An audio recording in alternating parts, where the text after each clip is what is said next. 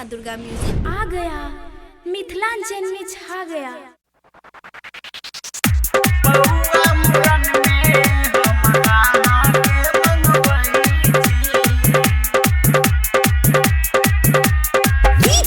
प्रकाश जय माँ दुर्गा म्यूजिक खजोली बाजार।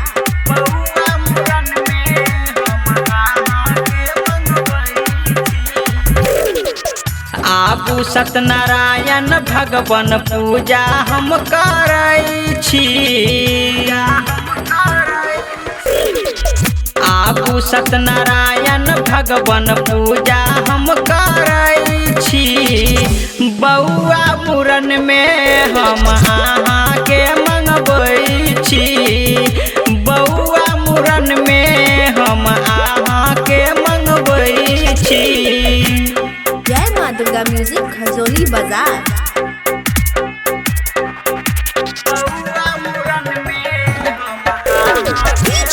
प्रकाश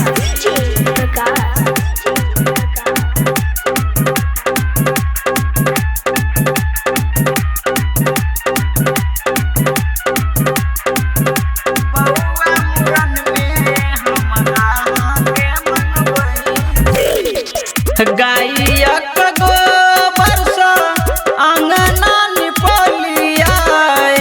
मालिन घर से यो बाबा फूल मंगबेलिया। गायक गोबर सँ अंगना निपलिया। मालिन घर से यो बाबा फूल मंगबेलिया। पंडित जी से हम पूजा कराबै छी। बौआ मूरन में हम अहाँके मंगाबै छी। बौआ मूरन में हम अहाँके मंगाबै छी। जय माँ दुर्गा म्यूजिक खजोली बाजार।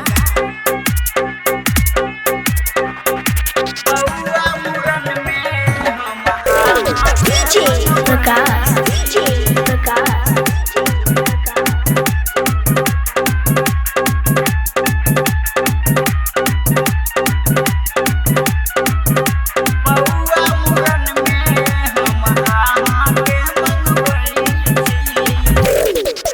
पान सुपारी बाबा से हो मंगोलिया। लाल गमछा में यो बाबा ओकरा सजलिया।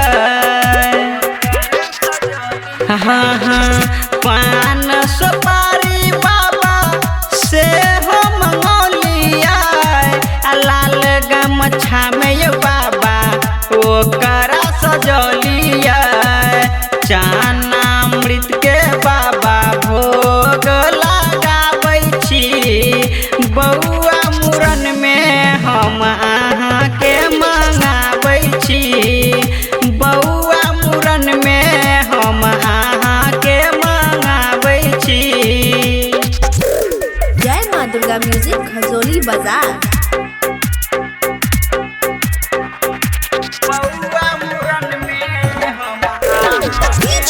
प्रकाश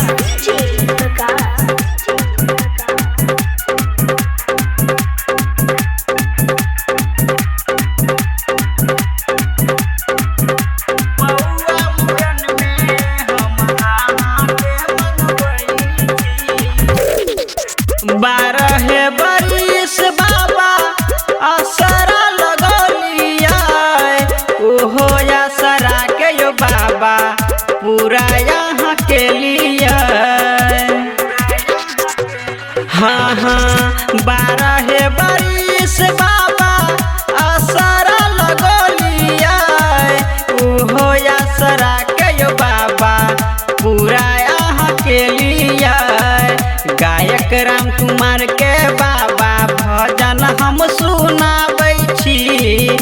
बौआ मूरन में हम अहाँके मंगाबै छी। बौआ मूरन में हम अहाँके मंगाबै छी। आबू सत्यनारायण भगवान पूजा हम करै छी। बउआ मूरन में हम अहाँ के मंगबै छी। बउआ मूरन में हम अहाँ के मंगबै छी।